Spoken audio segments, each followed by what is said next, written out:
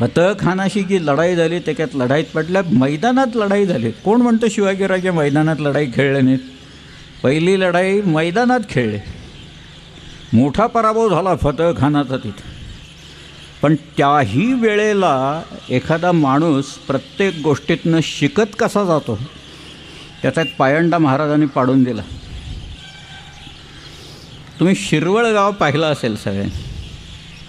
एका ताम्रपटात त्याचा उल्लेख श्रीवलय असा आलेला आहे.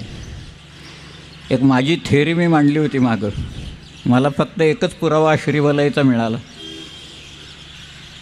परंतु मला लोक विचारतात मावळ म्हणजे काय. काही लोकांनी सांगितलं मावळतीकडचा भाग म्हणून मावळ. अरे म्हटलं मावळतीला उभं राहिलं तर पलीकडं अजून आहेच की मावळती. मावळती संपणारच नाही आहे, तर मग मावळ कशाला म्हणायचं. आपल्याकडची गावांची नावंसुद्धा आहेत ना, त्याच्यात तुमची डोंबिवलीसुद्धा आहेच. ही आवली किंवा वलय याच्यावरनंच नावं आली आहेत. स्कंद वलयवरनं खंडाळा आलं आहे, लयन वलयवरनं लोढावळा आलं आहे.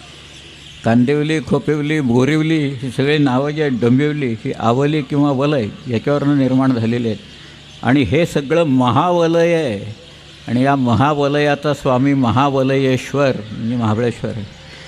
मग तो डोंगरावर आहे महावलयेश्वर, आणि तो कारवारच्या खाली जो आहे तो कोकणातला आहे महावलयेश्वर.